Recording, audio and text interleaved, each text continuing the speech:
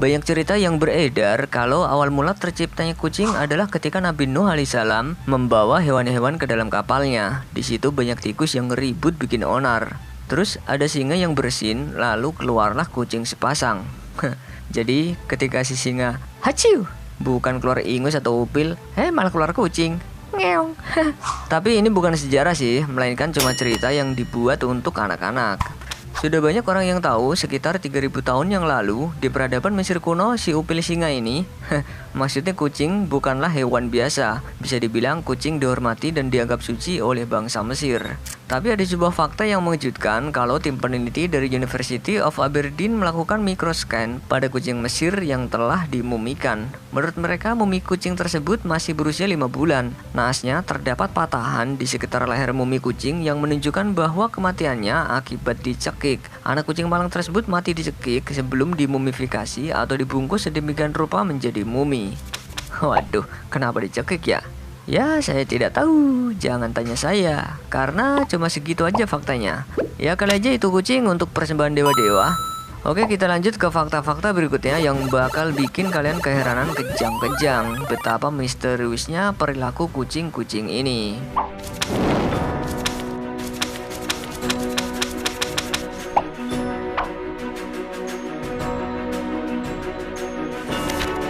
Banyak pemilik kucing yang bilang kalau tadi malam kucingnya nggak kemana-mana. Ya paling mampir ke warung pecel lele doang ya. Tapi apakah benar seperti itu? Sebuah tim di Central Tableland Local and Service di Australia memutuskan untuk mencari tahu kehidupan kucing di malam hari. Ada sekitar 24 kucing yang dipasang alat GPS selama 10 hari. Tapi hanya 14 saja yang kembali masih membawa GPS-nya. Seperti yang ditunjukkan pada peta, beberapa kucing ini berkeliaran jauh ke dalam semak belukar atau melihat-lihat rumah lain di lingkungan itu.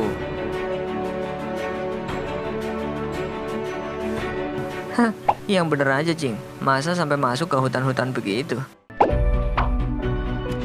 Di beberapa daerah, ada beberapa mitos yang sangat menyeramkan, di mana jika mendengar kucing ingin kawin malam-malam, tetapi dia sedang sendirian, bisa jadi ia tengah menyampaikan pertanda kematian di sekitar rumah yang dikelilingnya. Ya, itu di Indonesia sih. Kalau di luar negeri, ternyata itu bukan cuma mitos. Kita tidak boleh meremehkan kecerdasan kucing. Seekor kucing hitam putih bernama Oscar ternyata lebih handal daripada kebanyakan dokter dalam hal memprediksi kapan pasien yang sakit parah akan meninggal dunia. Kisah ini muncul di jurnal The New England Journal of Medicine pada musim panas 2007. Kucing ini hanya mau mendusel-dusel ke 50 pasien dan semua pasien tadi meninggal dunia tak lama kemudian. Banyak orang yang menganggap anjing lebih cerdas dari kucing, namun hasil penelitian dari Jepang menunjukkan bahwa kucing dan anjing ternyata memiliki kepintaran yang sama. Sebagian kucing bahkan bisa mengingat tempat yang sudah lama sekali nggak didatanginya. Inilah sebabnya kenapa ada kucing yang akan kembali ke tempat tinggalnya meskipun kita sudah membawanya pergi jauh. Kemampuan navigasi yang muncul ini akibat rasa sensitif yang dimiliki kucing terhadap magnet bumi, sehingga ingatan kucing akan selalu diarahkan ke tempat yang pernah mereka datangi. Jika kalian kehilangan kucing dan takutnya kucing kalian itu nyasar ke rumah janda atau kembang desa, ini ada trik dari orang Jepang yang ketika kucingnya nggak pulang-pulang. Akun Twitter Charlie0816 pernah posting triknya nih, coba dibaca aja kalau bisa. Jadi artinya kucing saya menghilang 2 hari yang lalu dan tidak kembali. Tapi seseorang di Twitter berbicara dengan kucing lain di lingkungan itu dan berkata kepada mereka, jika Anda melihat kucing saya, tolong katakan padanya untuk pulang. Pesan nama kucing. Ya entah kebetulan atau memang manjur, keesokan harinya kucing kesayangannya ini udah ada di depan rumah. Wow, ternyata nggak cuma dia aja. Di kolom komentarnya banyak orang yang juga berhasil pakai cara itu. Mengherankan bukan?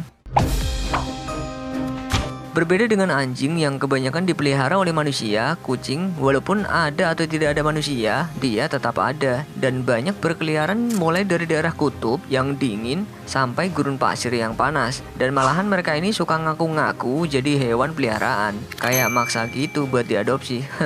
Oke, kita mundur ke sejarah penjinakan kucing. Penelitian yang diterbitkan di jurnal Nature Ecology and Evolution dari hasil pemeriksaan DNA diperkirakan hewan imut penuh bulu ini mulai dijinakan manusia sekitar 9.000 tahun lalu di peradaban Mesir kuno. Upaya pertama dimulai pada masa revolusi agraris ketika manusia memulai budaya cocok tanam di kawasan timur dekat. Kucing liar ini dipelihara dan diternakan oleh manusia masa itu karena efektif membunuh tikus yang kerap menjadikan hama tanaman pangan seperti gandum. Setelah itu ada pelaut Viking juga sering membawa kucing untuk mengusir tikus dari dek dan kargo kapal mereka. Yang unik ditemukan bahwa dulu kucingnya nggak ada yang belang-belang, jadi masih polosan gitu. Belang-belang baru muncul di tubuh kucing pada abad ke-14 dari hasil perkawinan silang. Nggak cuma dapat belang-belang doang, perkawinan silang itu juga menghasilkan bentuk varian kucing lucu seperti Persia atau Angora. Kucing punya 9 nyawa merupakan istilah yang muncul bukan tanpa alasan. Nah, biar nggak simpang siur dan mengaitkannya dengan mitos, para peneliti pun melakukan penelitian. Ya iyalah, namanya juga peneliti. Seperti yang dirangkum dalam video di channel Fox pada tahun 1894, seorang ilmuwan Prancis menggunakan kamera untuk memecahkan masalah fisika. Video hasilnya sih cuma 2 detik yang hanya berisi kucing yang jatuh dan mendarat dengan kakinya walaupun dijatuhkan dalam posisi terbalik.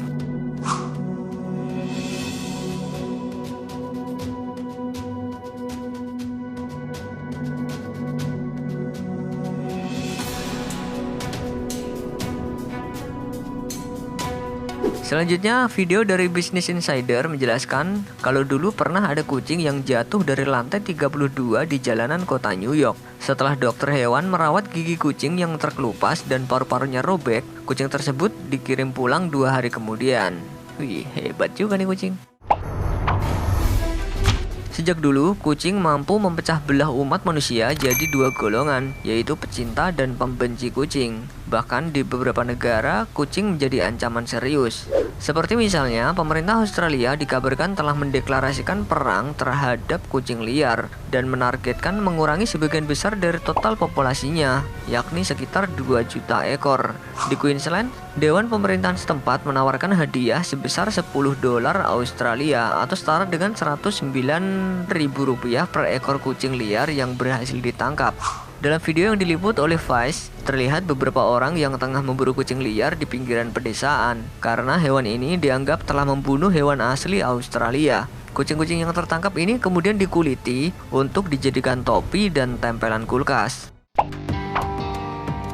Di zaman dulu, pernah ada pembantaian besar-besaran terhadap kucing antara tahun 1346 dan 1353 di Eropa, yaitu ketika terjadinya wabah Black Death. Penyebaran wabah ini bermula dari kutu yang terinfeksi melalui hewan pengerat, termasuk diantaranya tikus dan marmut yang terinfeksi wabah. Setelah tikus mati, kutu menggigit manusia dan menyebarkannya ke orang-orang. Para dokter pada tahun 1300-an itu sama sekali tak tahu apa gerangan penyebab wabah. Akibatnya spekulasi dan tahayul muncul tak terhitung banyaknya. Ada yang menuduh penyebabnya adalah orang seperti kaum Yahudi, pengemis, penderita lepra, dan bahkan biarawan. Yang lebih parah, ada yang menganggap penyebabnya adalah kucing, terutama yang berwarna hitam, karena dianggap jelmaan setan. Dampaknya sejumlah kucing dibantai dan ini merupakan tindakan fatal yang justru membuat wabah kian gawat karena tanpa kucing yang jadi predatornya, populasi tikus-tikus menggila. Hewan pengerat itu beranak pinak tak terkendali, tapi orang-orang Eropa itu tidak sadar dan terus membantai kucing selama 300 tahun. Kucing hitam ternyata tidak hanya terkenal karena mitosnya, tapi pernah ada warga Vietnam yang kemakan berita hoax kalau kucing hitam bisa digunakan untuk obat virus corona. Dilansir dari The Sun, kasus ini terungkap saat Noto Dog Meat menerima video yang menunjukkan banyak kucing hitam dibunuh secara keji. Dalam video itu memperlihatkan bagaimana kucing hitam disembelih dan diambil dagingnya. Usai disembelih, kucing itu direbus dengan air panas. Bahkan ada juga kucing lain yang direbus hidup-hidup untuk memudahkan para penjual membersihkan bulu-bulu mereka. Setelah melalui banyak proses, bentuk daging kucing pun jadi mirip seperti dodol Garut. Kemudian daging kucing ini dibungkus pakai plastik menjadi kotak-kotak yang siap dijual. Perilaku orang-orang di internet kadang memang membuat kita mengelus dada ya, tapi itu semua tergantung dari kita yang menyikapinya. Seperti misalnya pernah ada beberapa meme yang beredar tentang pertanyaan apakah kucing itu benda cair. Orang-orang biasa hanya menganggap ini adalah sebuah guyonan yang tidak ada ilmunya, tapi tidak untuk seorang Marc-Antoine Verdin, seorang fisikawan peneliti di bidang reologi Universitas Paris. Berkat rasa penasarannya ini, studi tentang reologi kucing memenangkan hadiah Nobel 2017 untuk bidang fisika.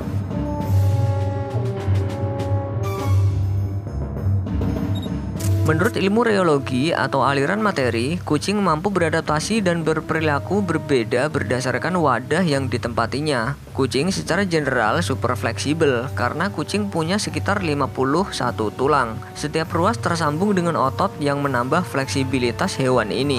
Selain itu, tulang belakangnya dapat berputar 180 derajat ke kanan dan ke kiri. Mereka pun dapat meregangkan tubuh sejauh mungkin dan memampatkannya sekecil mungkin. Jika kepala masuk, maka seluruh tubuhnya pun bisa masuk. Itulah prinsip yang nampaknya dianut oleh kucing-kucing di dunia ini. Berbicara mengenai sains dan kucing, para pemilik kucing bisa bergembira mendengar kabar ini karena memelihara kucing dapat mengurangi stres serta depresi dan menjaga kesehatan jantung.